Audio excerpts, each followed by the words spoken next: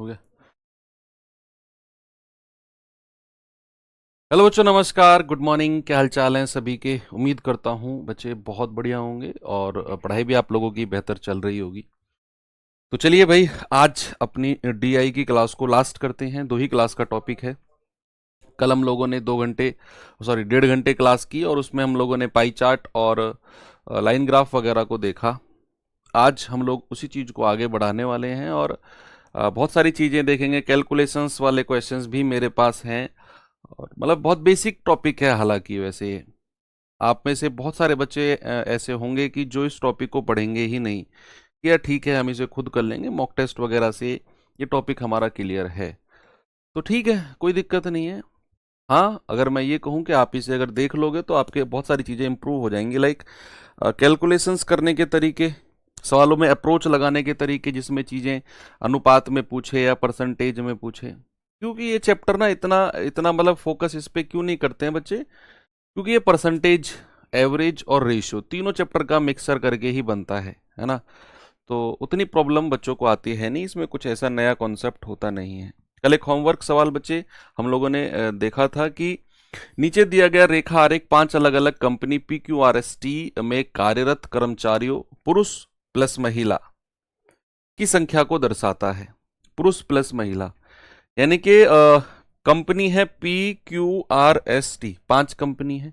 पांचों कंपनियों में टोटल एम्प्लॉय, ये कुल एम्प्लॉय हैं कितना बच्चे? 300, 350, 200, 250 और 400। ये टोटल एम्प्लॉय की संख्या है। अगले ग्राफ में हमको क्या दिखाया है उसने, टेबल में, सॉरी, कह रहा है कि कंपनी ये रही, पुरुष एवं महिला कर्मचारियों के बीच रेशियो। पीछे जो हमको दिया गया है वो टोटल संख्या है 300, 350, 200, 250। 300, 350, 200, 250। पी में कितने हैं? 300, 350, 200, 250 और इसमें 400। लो, मैंने लिख दिया। अब आपको इस ग्राफ की जरूरत ही नहीं है। अब मैंने सब कुछ यहीं पे लिख दिया कि भाई टोटल कर्मचारी पी में कितने हैं, क्यू में कितने हैं, आर में कितने हैं, एस में कितने हैं और टी में कितने हैं। ये टोटल कर्मचारी आपको दिख गए हैं। सवाल कर रहा है कि सभी कंपनियों में कार्यरत पुरुष की औसत संख्या और महिलाओं की औसत संख्या के बीच डिफरेंस। तो बच्चा, यहां पर जो पुरुष और महिलाओं को उसने अलग किया हुआ है 2 और 1, 3। क्या मैं ये कह सकता हूं कि भैया 2 और 1, 3 यूनिट का मान जो होगा वो टोटल कितना है? 300 होगा। कितना होगा बच्चे? टोटल 300 के बराबर होगा। 1 यूनिट का मान कितना होगा? 100। अगर 1 यूनिट 100 है तो भैया यहां मेल कितने हो जाएंगे? 2 यूनिट यानी कि 200। फीमेल कितनी हो जाएंगी? 1 यूनिट यानी कि 100। ऐसे ही अगर मैं यहां पर कहूं 4 और 3, 7, 7 यूनिट का मान कितना है? 3500। तो एक का मान कितना होगा? 7 पंजे 3500। तो मेल कितने हो जाएंगे? आप कहेंगे 4 यूनिट है तो 5 चौके 20, 2000। फीमेल कितनी होंगी भैया? 3 यूनिट, 5 तिया 1500। ऐसे ही 3 और 2, 5 यूनिट का मान कितना है बच्चे? 200। 5 यूनिट का मान कितना है? 200। एक का मान कितना होगा? 40। तो 3 का मान कितना होगा? मेल कितने हो जाएंगे? 120, 40 तिया 120। फीमेल कितनी हो जाएंगी? 40 दूनी 80। यहां पर देखेंगे 4 और 1, 5 यूनिट का मान 250। एक का मान कितना होगा? 5 पूरे 25, 50। तो 4 का मान मेल कितने हो जाएंगे? 50 चौके 200। और फीमेल कितनी हो जाएंगी? 50 एकम 50। यहां भी देखेंगे 5 और 3, 8। 8 यूनिट का मान 400। एक का मान 8 पंजे 40, 50। तो मेल कितने हो जाएंगे? 50 पूरे 250।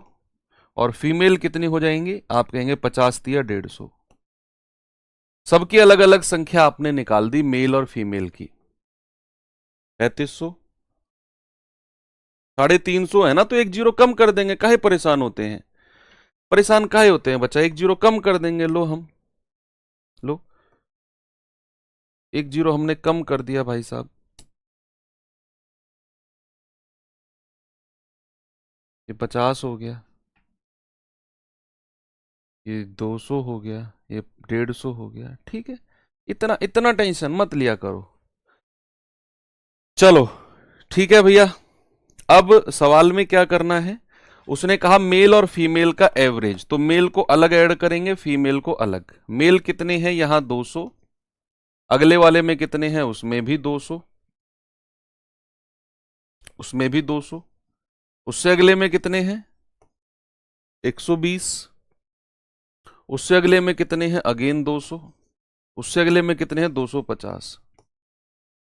फीमेल कितनी है, फीमेल जोड़ना भैया 100, 150, 80, 50 और 150।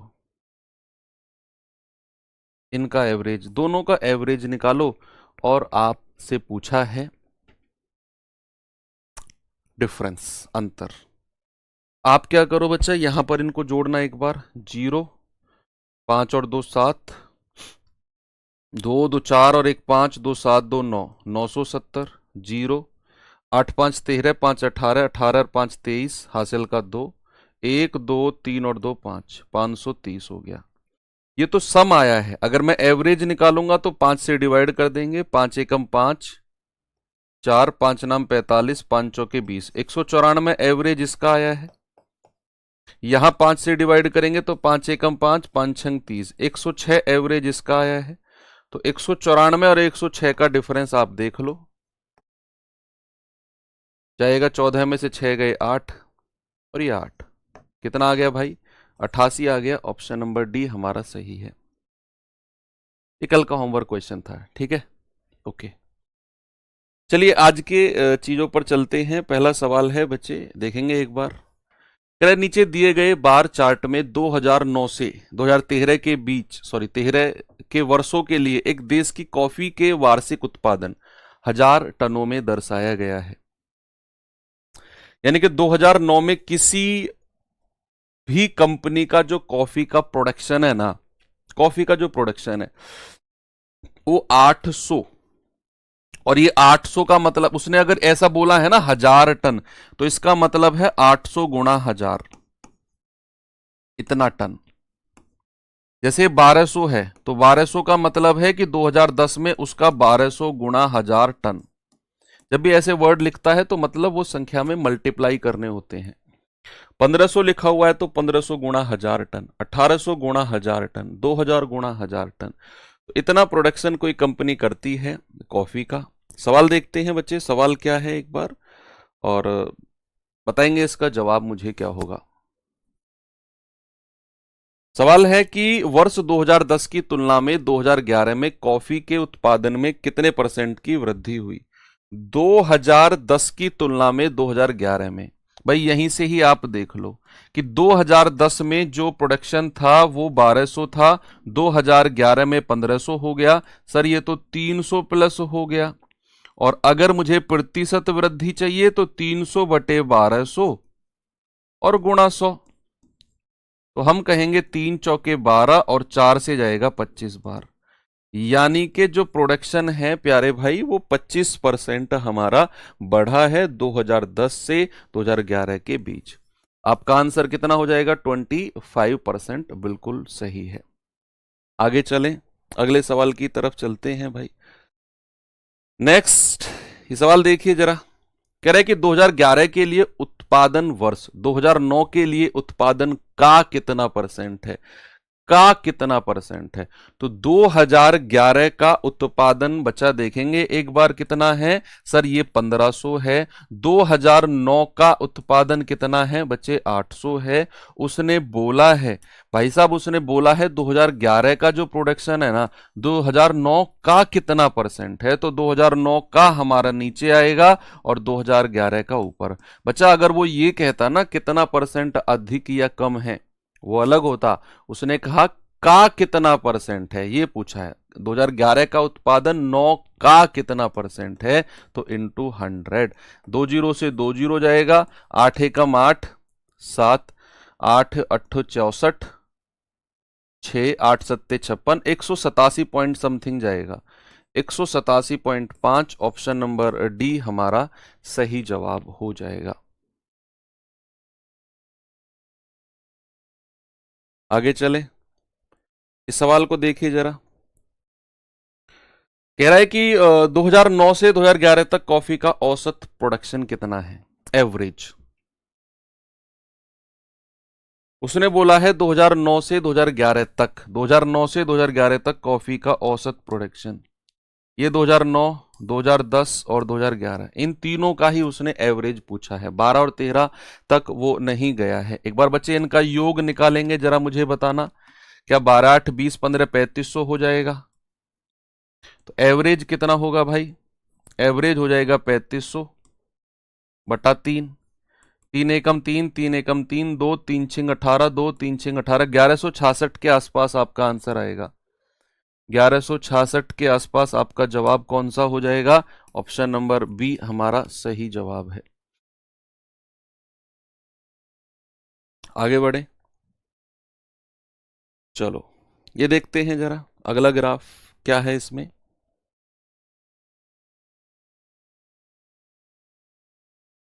सवाल है, निम्नलिखित बार ग्राफ विभिन्न इलेक्ट्रिक्स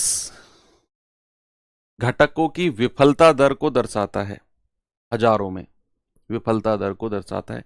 ये 40,000, 33,000, 30,000, 20,000, 16,000, 15,000, यानी कि उसका डिक्लाइन हो रहा है कि भैया हाइब्रिड माइक्रो सर्किट इतना, प्रिंटेड सर्किट इतना, इंटीग्रेटेड सर्किट इतना। और देखो ये आप एक चीज यहां नोटिस कर सकते हो, विफल हो रही है ना चीजें, ऐसे विफलता दर ही तो है।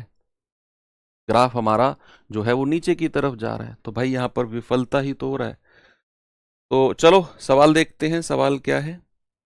सिग्नल डिवाइस की तुलना में हाइब्रिड सर्किट की विफलता कितना गुना है? सिग्नल डिवाइस कितना है? ये रहा 16। हाइब्रिड कितना है? 40। कह रहा है कि जो ये 40 है ना, ये 16 का कितना गुना है, ये आपसे पूछा है। कह रहा है ना कि सिग्नल डिवाइस की तुलना में हाइब्रिड माइक्रो सर्किट की विफलता दर कितनी गुनी है, इसके रेस्पेक्ट में ये जो हाइब्रिड है ना, ये कितना गुना है। यानी कि वो आपसे पूछना चाह रहा है कि 16 का कितना गुना 40 होगा। ऐसी चीजें जब भी आएंगी तो बड़ी संख्या को ऊपर रखना है और छोटी संख्या को नीचे रखना है। जब भी आपसे पूछे ना कि ये फलाना फलाने का कितना गुना है और आपको कंफ्यूजन हो जाए, आपको बड़ी संख्या को ऊपर रखना, छोटी को नीचे, आपको पता चल जाएगा कितना गुना है। तो ये जाएगा 8 दूनी 16, 8 पंजे 40, 5/2 यानी कि 2.5 टाइम्स है। ऑप्शन नंबर डी हमारा सही है। आएंगे इस सवाल की तरफ, पढ़ेंगे बच्चे एक बार।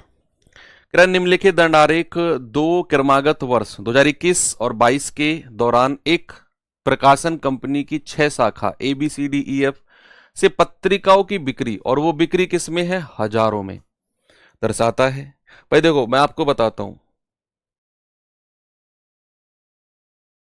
यहां 6 शाखा हैं। ये A है, ये B है, ये C है, ये D है, ये E है और ये F है। 6 शाखा हैं।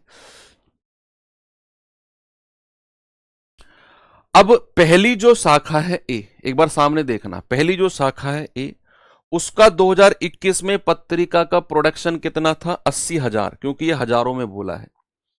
उसी शाखा का 2022 में प्रोडक्शन कितना है? 108,000। ये दूसरी शाखा है, दूसरा इसकी ब्रांच है, इसका 2021 में प्रोडक्शन इतना, 2022 में इतना। ये तीसरी ब्रांच है, 2021 में प्रोडक्शन, 2022 में। ये चौथी ब्रांच है, 2021 में प्रोडक्शन, 2022 में। पांचवी ब्रांच है, 21 में प्रोडक्शन, 22 में। छठी ब्रांच है, 21 में प्रोडक्शन और 22 में। एक ही शाखा का 2-2 वर्षों में प्रोडक्शन दिखाया हुआ है, और 6 ब्रांच हैं, तो 6 ब्रांचों का 2-2 साल का प्रोडक्शन, 21-22, 21-22, 21-22, 21-22, 21-22, 21-22, अलग अलग ब्रांचेस का आपको 2 साल का प्रोडक्शन उसने दिखाया है। देखेंगे सवाल क्या है जरा इसमें। सीपीओ 2024 का पूछा गया सवाल है भाई, लेटेस्ट में। दोनों वर्षों के लिए शाखा सी की कुल बिक्री, शाखा सी की, देखो ये ए है, ये बी है, ये सी है, ये डी है, ये ई है, ये एफ है। दोनों वर्षों में सी की कुल बिक्री, ये दोनों बिक्री को जोड़ना है। कितना आ जाएगा बच्चे? ये हो जाएगा आपका 110 और 95 जोड़ेंगे तो 9 और 1 10, 205 हो जाएगा। ठीक है ना, कितना हो जाएगा? 205। दोनों वर्षों के लिए एफ की बिक्री, दोनों वर्षों के लिए एफ की बिक्री है कितना, 115, सॉरी 115 कह रहा हूं, 150, 8 7 15। तो कह रहा है कि दोनों वर्षों के लिए शाखा सी की कुल बिक्री 205 हो गई, दोनों वर्षों के लिए एफ की कुल बिक्री 150 हो गई, और कह रहा है उस का कितना परसेंट है। बच्चे उसने बोला है एफ की बिक्री का, मैंने आपको बोला जिसके साथ का लगा होता है वो संख्या नीचे आ जाती है, तो एफ की बिक्री के साथ का लगा हुआ है तो ये 150 नीचे आ जाएगा, और सी का प्रोडक्शन 205 ऊपर आ जाएगा, और इंटू 100, तो 50 दिया 150, 50 दूनी 100, ये जाएगा 205 दूनी 410 बटे 3, तो कितनी बार जाएगा, 3 एकम 3, 1 3 तिया 9, 2 3 छिंग 18, 3 छिंग 18, 136.6% के आसपास है। ऑप्शन नंबर डी आप कहेंगे इनमें से कोई नहीं। ठीक है भाई,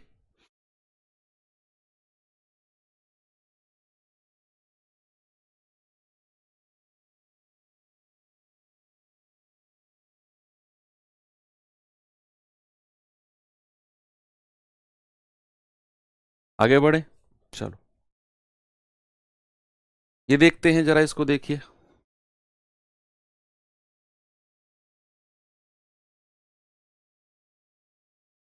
क्या कह रहा है सवाल कि दिए गए बार ग्राफ का अध्ययन करें और नीचे दिए गए प्रश्न के उत्तर दें। बार ग्राफ में 2012 से 17 तक, 12 से 17 तक 6 वर्षों की अवधि में 3 कंपनी एबीसी द्वारा निर्मित रसोई उपकरणों के उत्पादन को दर्शाया गया है, और ये जो उत्पादन है ये लाखों में है।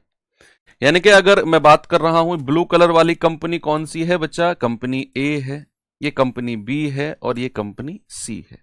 ठीक है, अगर मैं बात करूं 2012 वर्ष की, तो कंपनी ए का प्रोडक्शन कितना है, 100 lakh ton, 100 lakh sorry. Company B का प्रोडक्शन कितना है, 130 लाख। कंपनी सी का प्रोडक्शन कितना है, 70 लाख।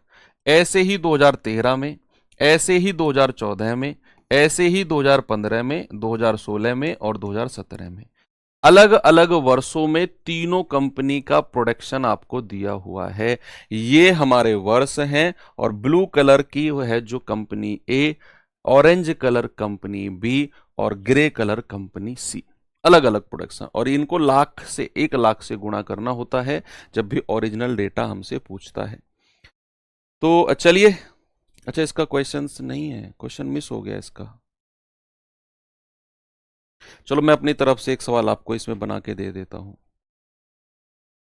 ठीक है, इसका क्वेश्चन मिस हो गया बच्चा, अपनी तरफ से एक सवाल मैं आपको बना के देता हूं, आप लोग करना उसे, है ना। वर्ष 2012, 2014 और 2017 में कंपनी सी का कुल उत्पादन से इसी अवधि में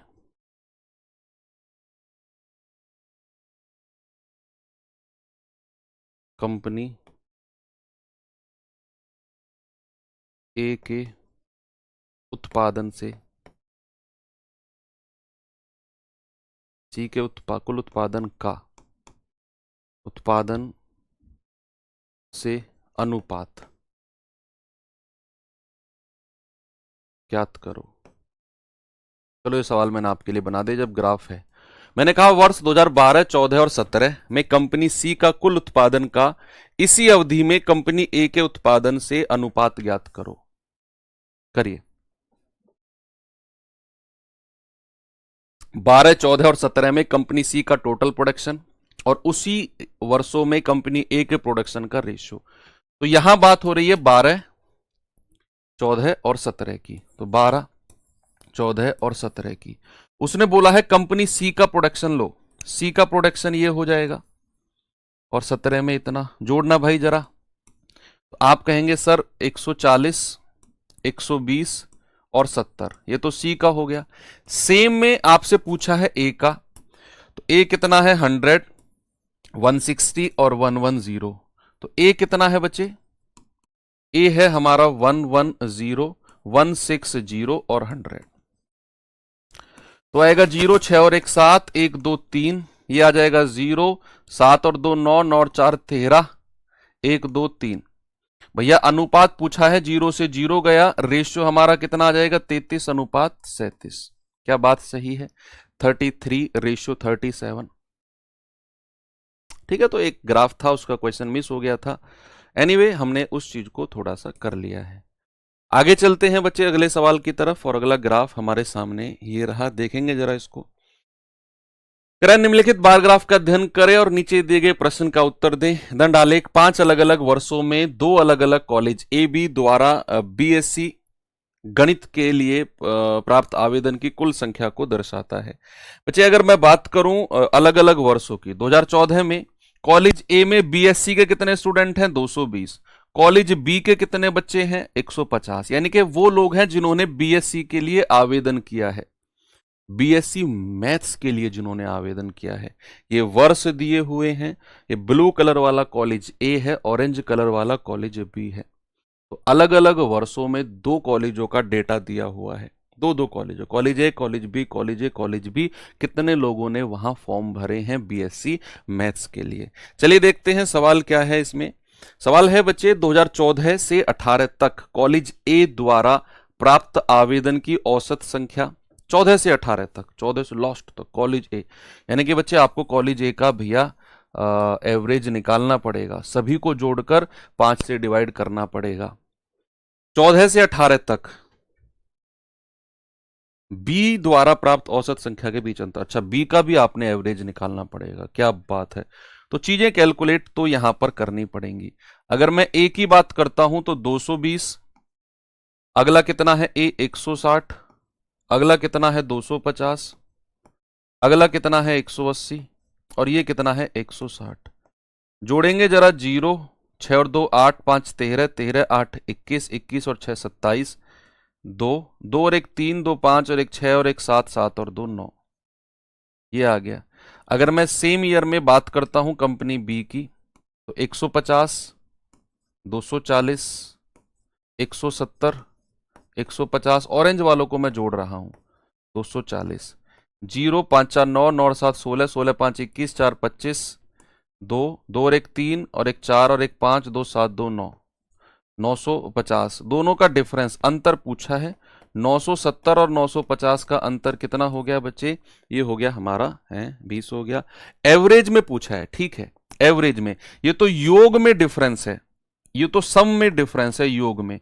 अगर मैं एवरेज में डिफरेंस पूछता हूं, एवरेज में डिफरेंस, ठीक है, तो आपको जितनी कंपनियां हैं उतने से डिवाइड कर दो, सॉरी जितने वर्ष हैं, 1 2 3 4 5, 5 वर्ष हैं तो 5 से डिवाइड कर देंगे, तो एवरेज में डिफरेंस कितना आ जाएगा 4 का। ऑप्शन नंबर ए हमारा बिल्कुल सही है।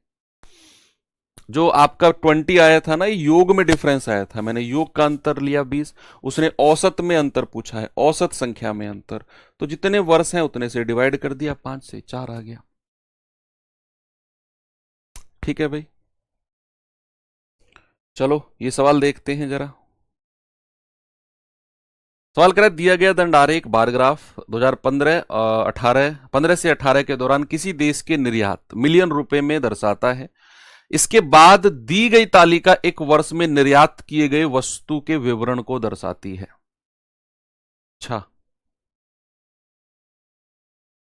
अच्छा, ये निर्यात को दिखा रहा है कि 2015 में किसी कंपनी का 400 मिलियन, मिलियन में 400 मिलियन निर्यात है, 2016 में 650 मिलियन, 2017 में 500 मिलियन, 2018 में 600 मिलियन निर्यात है। निर्यात क्या होता है, कोई भी प्रोडक्ट अगर हमारे देश से बाहर गया वो निर्यात होगा, एक्सपोर्ट जिसको इंग्लिश में कहते हैं, क्या बोलते हैं बच्चे, एक्सपोर्ट बोलते हैं। आयात को क्या बोलते हैं, आयात को बोलते हैं इंपोर्ट। आयात को क्या बोलते हैं, जो माल हमारे देश में आया है उसको बोलेंगे बच्चे इंपोर्ट।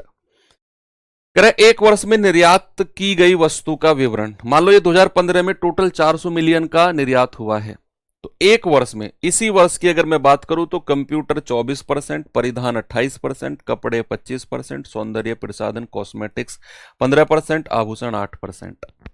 ऐसे ही अगर मैं 2016 का टोटल निर्यात देखूं तो 650 मिलियन है, और उसमें कंप्यूटर इतना परसेंट, परिधान इतना परसेंट, कपड़े इतना, सौंदर्य प्रसाधन इतना, आभूषण इतना।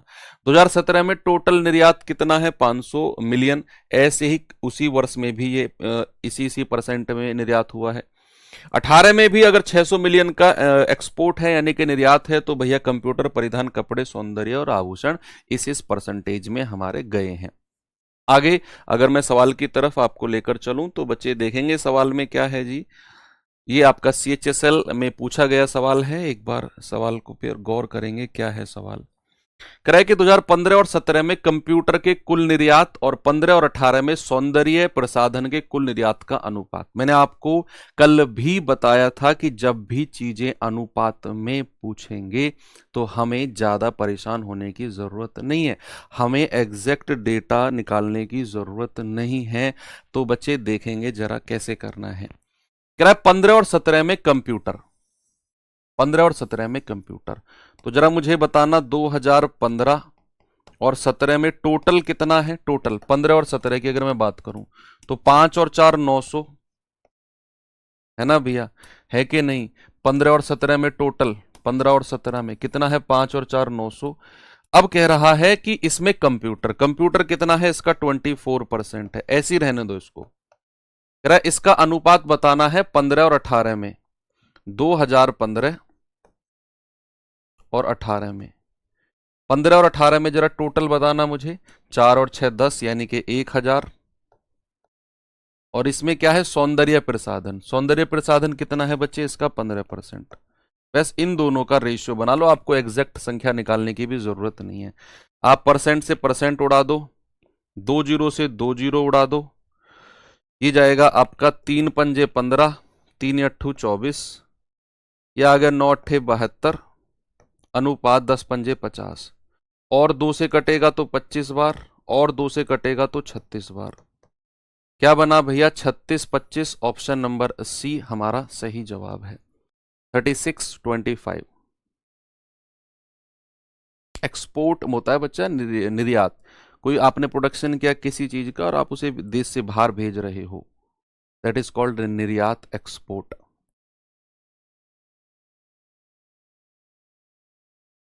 देखो ना, आपको कुछ एग्जैक्ट वैल्यू निकालने की जरूरत ही नहीं पड़ी, आपने अनुपात में सारी चीजें काट दी। तो इसलिए मैं कहता हूं कि अनुपात में आंसर पूछेगा ग्राफ वगैरह में, तो ज्यादा टेंशन मत लेना, थोड़ा सा कोशिश करना कि अनुपात में चीजें कैंसिल आउट कर पाओ। कह 4 वर्ष में सौंदर्य प्रसाधन का कुल निर्यात, चारों वर्षों में, और बाप रे, सौंदर्य प्रसाधन का कुल निर्यात 2015 और 18 में परिधान और आभूषण के कुल निर्यात से कितना परसेंट कम है। तो चारों वर्षों में, चारों वर्षों को अगर मैं जोड़ता हूं तो चारों वर्ष को जोड़ना भैया जरा, कितना आएगा? 6 और 4 10, 5 15 और 6 21, ये आ गया 2150, 2150। और सौंदर्य प्रसाधन कितना है? 15%, तो इसका 15% निकालना जरा। इसको ऐसे ही रहने दो, अनुपात में देखना। देखो मैं आपकी कैलकुलेशंस कितनी आसान करने वाला हूं अब। इसको, इसका 15% निकालो ही मत, इसको हम रेशियो में रखेंगे। उसने बोला है 4 वर्ष में सौंदर्य प्रसाधन का कुल निर्यात, 4 वर्षों में, तो चारों वर्षों को अगर मैंने जोड़ा तो ये बना 2150 प्रोडक्शन टोटल। सवाल कह रहा है कि भैया इसमें सौंदर्य प्रसाधन कितना है? 15%, इसका 15% यहां पर लिख दिया है। अब कह रहा है कि 2015 और 18 में परिधान और आभूषण, 2015 और 18 में टोटल कितना है भैया? 2015 और 18 में परिधान और आभूषण कुल निर्यात से 15 और 18 जोड़ना एक बार, या फिर 15 में अगर मैं परिधान और आभूषण निकालता हूं, 2015 में कितना है? 400, और इसका परिधान और आभूषण कितना है? जोड़ना जरा, 28 और 8 36%, प्लस 2018 में टोटल कितना है? 600, और इसका भी 36%। अगर मैं यहां से इन दोनों को जोड़ता हूं तो 36% तो कॉमन आ जाएगा भैया, बचेगा क्या? 1000, 6 और 4 10, 1000, यानी कि इन दोनों का अनुपात ले लो, 1000 का 36%। तो इन दोनों का अनुपात लेकर आप रेशियो बनाओ और बताओ मुझे क्या आएगा। 0 से 0 गया है, 1 0 से 1 0 जाएगा, ये जाएगा आपका 5 चौके 20, 5 तिया 15, 5 से जाएगा 20 बार, 5 तिया 15 और 5 चौके 20, और ये 36 तो है ही है। ठीक है, 3 से जाएगा 12 बार, तो ये आ गया 43 अनुपात 12 चौक 48, ये रेशियो बन गया। तो सवाल कह रहा है कि कितना परसेंट कम है। तो बच्चे आप जरा मुझे बताओ 48 से 43 कितना परसेंट कम है। देखो आपके पास दो ऑप्शन थे, सुनो बच्चे, आपके पास दो ऑप्शन थे, या तो आप 2150 का 15% अलग निकालते, 1000 का 36% निकालते और फिर देखते कि वो कितना कम है। मैंने कहा इन दोनों का रेशियो ले लो, 43 48 बना। अब देख लो कि 48 से जो 43 है कितना कम है। तो आप कहेंगे कि सर ये तो 5 यूनिट कम है। कितना कम है भैया? ये तो 5 यूनिट कम है, और 5 यूनिट कम है किससे? 48 से। तो बटे 48 और इंटू 100, तो कितना जाएगा जरा बताना मुझे। 11% के या 10% से थोड़ा सा ज्यादा होगा भैया, आ जाएगा आपका 500 बटे 48। 48 से अगर मैं भाग दूंगा 500 को, तो 48 एकम 48, 20 बार जाएगा, 10 पॉइंट समथिंग जाएगा, 10 पॉइंट समथिंग। तो आंसर कितना हो गया? 10.4। आंसर आ जाएगा 10.4, बिल्कुल सही है। थोड़ा सा कैलकुलेटिव है, मैं मानता हूं ये बात। उसने कहा 4 वर्षों में सौंदर्य प्रसाधन का कुल निर्यात, तो आपने 4 वर्षों को जोड़ा, आया 2150। उसने कहा सौंदर्य प्रसाधन 15%, तो 2150 का 15% लिखा। कह रहा है कि 2015 और 18 में परिधान और आभूषण, मैंने 2015 देखा 400, परिधान और आभूषण के परसेंट को जोड़ा, 28 और 8 36, 400 का 36%। 2018 में टोटल 2018 में प्रोडक्शन कितना है? 600, परिधान और आभूषण कितना है? 36%। इन दोनों को जोड़ा, दोनों में 36% कॉमन था, बाहर ले लिया, 400 और 600 1000, उसको यहां पे लिख दिया। इन दोनों का रेशियो लिया, मिला एक 43 और 48। कह रहा है भैया ये 48 से कितना परसेंट कम है, लास्ट में पढ़ो लगभग कितना परसेंट कम है। तो 48 से 43 5 यूनिट कम है, किससे? 48 से गुणा 100। इसको सॉल्व किया तो लगभग 10.4% जो है हमारा आंसर बना है। ठीक है भाई, आगे चलें। चलो थोड़ा सा टेबल वगैरह देख लेते हैं, क्या है कैसे होते हैं क्वेश्चंस टेबल के। सवाल है, निम्न तालिका में वर्ष 2018 से 21 तक 4 कंपनी एबीसीडी द्वारा भर्ती किए गए उम्मीदवारों की संख्या को दर्शाया गया है। अच्छा जी, वर्ष 2019 में कंपनी बी द्वारा भर्ती किए गए उम्मीदवार की संख्या और वर्ष 2020 में कंपनी डी द्वारा भर्ती किए गए की संख्या का अनुपात। देखो सवाल कह रहा है कि ये तो वर्ष है 18 19 20 21, और ये कंपनी है ए बी सी और डी, 4 कंपनी है। बच्चे अगर मैं कहूं 2018 की बात कर रहा हूं, तो कंपनी ए में कितने भर्ती हुए हैं? बी कम 55, कंपनी बी में 40, कंपनी सी में 25, डी में 15। ऐसे ही सपोज मैं अगर 2020 की बात करता हूं, तो कंपनी ए में 65 भर्ती हुए हैं, बी में 30, सी में 40 और डी में 65। तो अलग अलग वर्षों में अलग अलग कंपनियों में भर्ती किए गए लोगों की संख्या को यहां दिखाया गया है। अब उसने कहा है 2019, क्या बोला बच्चे उसने? 2019 में कंपनी बी, और अनुपात क्या बताना है? 2020 में कंपनी डी। तो 2019 ये रहा, कंपनी बी कहां गई बच्चा? ये रहा कंपनी बी, कितना है जी? 75। 2020 ये रहा, और कंपनी डी सबसे लास्ट में बोला है, इसको मिला देंगे पॉइंट को, तो ये मिलेगा हमें 65।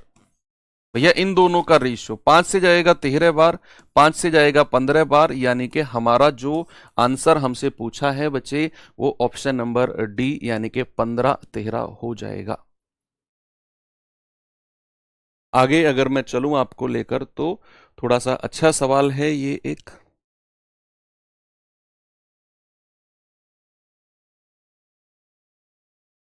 पढ़िए सवाल को एक बार।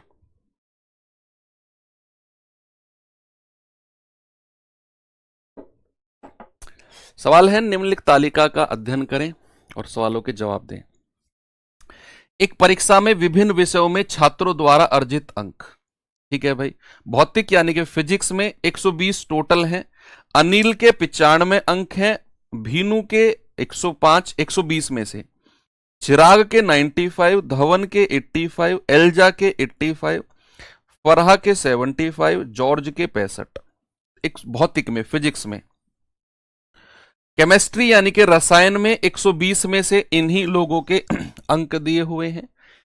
जीव विज्ञान बायोलॉजी में भी 120 में से अंक दिए हुए हैं, लेकिन मैथमेटिक्स यानी कि गणित में जो है ना, उस 100 में से अंक दिए हुए हैं कि 100 में से इन लोगों के अंक इतने इतने हैं, अनिल, भीनू, चिराग, धवन, एल्जा, फरहा और जॉर्ज के। अब चलो, इतना आपको क्लियर है? ठीक है। अब अगर मैं आपसे पूछूं, सवाल है ये रहा हमारे पास, करेक्ट, कितने छात्रों ने परीक्षा में 60% से अंक और ज्यादा अर्जित किए हैं टोटल ओवरऑल? अगर बच्चा मैं बात कर रहा हूं अनिल की, तो अनिल के फिजिक्स में इतने अंक है, रसायन में इतने, जीव में इतने, गणित में इतने, अनिल के। ऐसे ही भीनू के टोटल अंक ये रहे अलग अलग सब्जेक्ट में, धवन के ये रहे, चिराग के ये रहे, एल्जा के अंक ये रहे अलग अलग सब्जेक्ट में, फराह और जॉर्ज, सबके अलग अलग हमें अंक दिए हुए हैं, और मैक्सिमम मार्क्स जितने नंबर का पेपर है वो भी दिया हुआ है। सवाल कह रहे हैं ऐसे कितने स्टूडेंट हैं जिनके अंक 60% से ज्यादा हैं। बच्चे, आपको बहुत बढ़िया तरीका बताता हूं मैं। सबसे पहले ना, पता है आप क्या करो, जो भी टोटल अंक दिए हुए हैं ना, इन सबको जोड़कर इनका 60% निकाल दो, इनका 60% निकाल दो। बहुत आसान तरीका बता रहा हूं, सवाल में कैलकुलेशन तो है नो डाउट, लेकिन मैं इसका आसान तरीका बता रहा हूं कि टोटल अंक जो दिए हुए हैं सबको ऐड करो और इसका 60% बता दो, 60% कितना होगा। और फिर पता है क्या करेंगे, फिर इन सबके अंक जोड़ लेंगे सबके, और देख लेंगे किसके अंक उस 60% अंक से ज्यादा हैं। तो यहां अगर मैं आपसे कहूं कुल अंक कितने हैं बच्चे, 120, आप कहेंगे 240, 360 और 460, कितना हो गया बच्चे टोटल 460। और इसका 60% अगर मैं निकालता हूं तो ये कितना जाएगा, 20 से 20 खत्म, ये आ जाएगा 6 छिंग 36, 6 चौक 24 और 3 27, यानी कि 276 अंक हैं जो 60% बनते हैं। आपने क्या करना है, इन सबके अंकों को जोड़ना है और देखना है किसके अंक 276 से ज्यादा बन रहे हैं। उसने बोला ना 60% से अधिक, ऐसे कितने लोग हैं जिनके अंक 60% से ज्यादा हैं? आप ऑप्शन में लगा दोगे कि भाई साहब इतने लोग हैं। हाँ, थोड़ा सा है इसमें, लेकिन कैलकुलेशन सीधी सीधी है भाई। 5 और 3 8 और 1 9, ये लिख दिया, 9 और 5 14, 6 20 7 27, 279 है। ये 276 से ज्यादा है, यस, अनिल आ गया कैटेगरी में। आगे अगर मैं चलूं तो इनको जोड़ना जरा, 4 और 2 6, यस, 8 4 12, 12 8 20, 206, 206 और 105 कितना हो गया, 276 से तो ज्यादा ही हो गया, तो भीनू भी इस कैटेगरी में आ गया।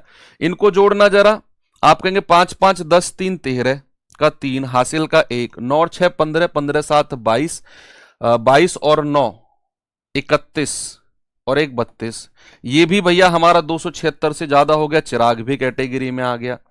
तो आप कहेंगे 5 5 10, 10 और 4 14, 14 का 4, हासिल का 1, 8 6 14, 14 8 8 4 12, 22, 22 और 6 28 और 1 29, 294, ये भी इस कैटेगरी में आ गया। आगे अगर हम बात करें तो एल्जा 5 और 6 11, 11 और 5 16, 16 का 6, हासिल का 1, 8 6 14, 14 और 9 23, 23 5 28, 28 और 1 29, 296, एल्जा भी इस कंडीशन में आ गई कि 60% से ऊपर है।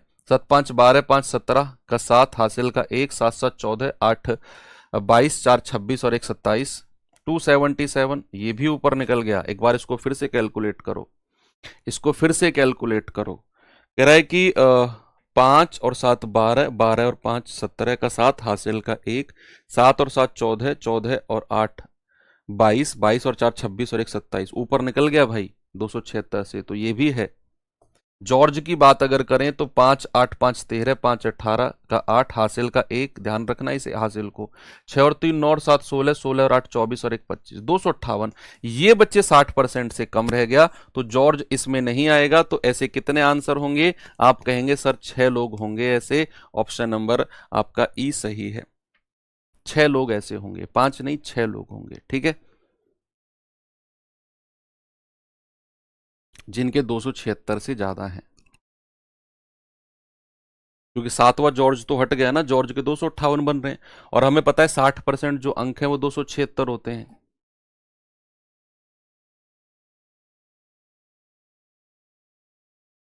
आगे बढ़ते हैं, इसको देखिए भाई जरा। सवाल कह रहा है दी गई तालिका का अध्ययन करें और नीचे दिए गए प्रश्न के उत्तर दें। क्या कह रही है तालिका? तालिका कहती है बच्चे, इसको थोड़ा मैं जूम करता हूं तालिका को, ये रही तालिका आपके सामने। तालिका है, तालिका गरीबी रेखा से नीचे 4 राज्यों के प्रतिशत जनसंख्या तथा पुरुष और महिलाओं का अनुपात दर्शाती है। कह रहा है गरीबी रेखा से नीचे 36% लोग जो हैं वो 4 ए राज्य में हैं, बी राज्य में 27% लोग, सी राज्य में 46% लोग, कह रहे हैं ना प्रतिशत जनसंख्या, सी राज्य में 46%, डी राज्य में 32% लोग, यानी कि ये वो हैं जो बिलो पॉवर्टी लाइन है। क्या है?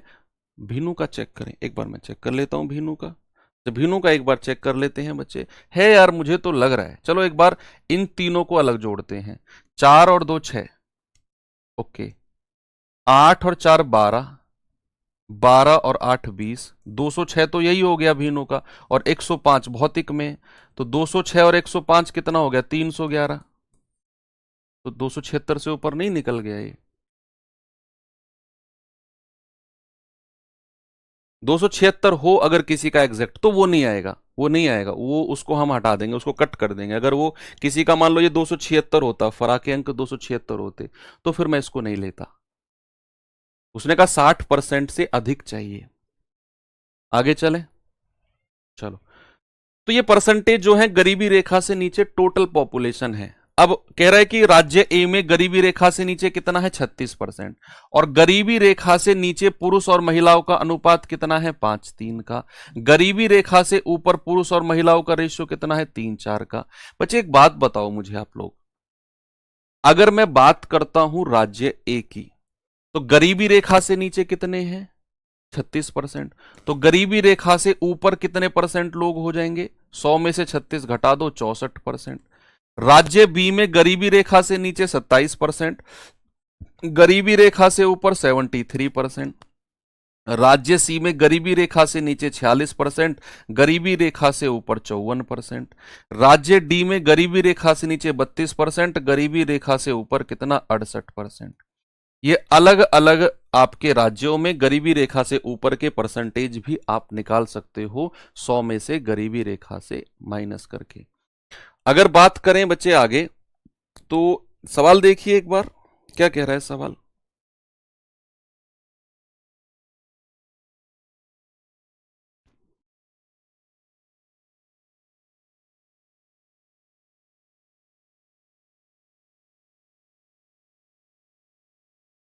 कह रहा है यदि ए और डी प्रत्येक राज्य की जनसंख्या टोटल, भाई ए की टोटल कितनी बोला है उसने? ए की टोटल बोली है 18,000, डी की टोटल कितनी बोली है? 18,000। कह रहा है कि इन राज्यों में गरीबी रेखा से नीचे महिलाओं की जनसंख्या कितनी है। अब ये जो परसेंट दिया हुआ है ये गरीबी रेखा से नीचे का दिया हुआ है, और ये गरीबी रेखा से नीचे पुरुष और महिलाओं का रेशियो दिया हुआ है, और उसने महिलाओं की संख्या पूछी है। अब क्या करना है आपने? सबसे पहले तो गरीबी रेखा से नीचे हैं कितने लोग वो निकालना है, और फिर उसको 5:3 के रेशियो में बांटना है, ऐसा उसने बोला है।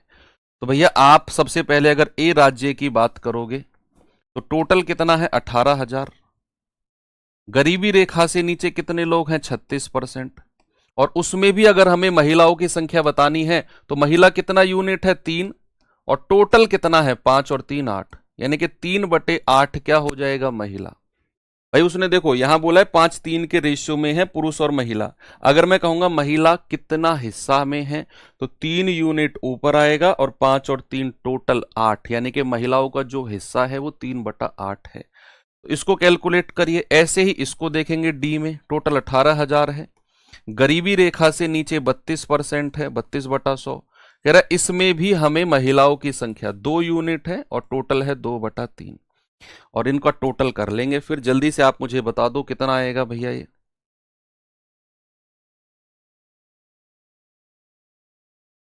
2 जीरो से 2 जीरो गई, 4 दूनी 8, 4 नाम 36, 2 से जाएगा 2 नाम 18, 90 बार, 9 नाम 81, 810 गुणा 3, ये जाएगा 0, 3 एकम 3, 3 अट्ठे 24। इसको देखना भाई जरा, 2 जीरो से 2 जीरो गया, 3 से जाएगा 3 छिंग 18, 60 बार, 32 दूनी 64, यानी कि 60 गुणा 64, 0 6 चौक 24, 6 छिंग 36 और 2 38, 3840 और 2430, 3840 और 2430, 0 4 3 7 8 4 12, 3 2 5 और 1 6, कितना आएगा भैया 6270। कहाँ है, ऑप्शन में है कहीं? ऑप्शन नंबर सी हमारा सही है, 6270। चलिए आगे चलते हैं भाई, क्या है आगे।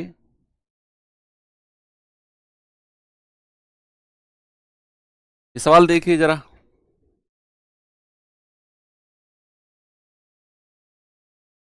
सवाल है कि निम्नलिखित तालिका 5 अलग अलग केंद्र PQRST पर मतदाताओं की संख्या, ये मतदाताओं की संख्या है, और चुनाव में मतदान करने वाले कुल प्रतिशत को दिखाया है।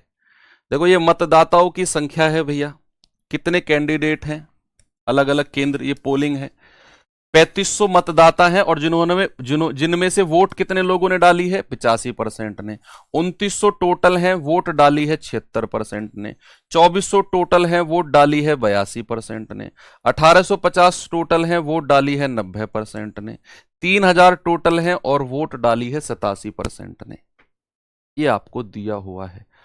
अब अगर मैं बात करता हूं बच्चे, यहां पर सवाल कह रहा है कि केंद्र एस पर डाले गए अवैध मतों की संख्या डाले गए कुल संख्या का 20% है, यानी कि जितने लोगों ने वोट डाली है ना उसका 20% लोग अवैध हैं। तो कह रहा है एस पर कुल मतदाताओं का कितने परसेंट लोग जो हैं वो अवैध मत डाले गए हैं। कुल का परसेंटेज पूछा है उसने, कुल का। तो सबसे पहले आप ऐसा कर सकते हो बच्चे, आप क्या कर सकते हो, एस की बात कर रहा है, ये रहा एस। एस में टोटल कितने हैं 1850, उसमें से टोटल में से 90% वो लोग हैं जिन्होंने वोट डाला है, जिन्होंने वोट डाला है। कह रहा है कि अब जिन्होंने वोट डाला है ना, कह रहा है डाले गए मतों में से कुल संख्या का 20% थी जो अवैध मत घोषित हो गए हैं। जो अवैध घोषित हो गए हैं वो डाले गए मतों का 20% है, डाले गए मतों का।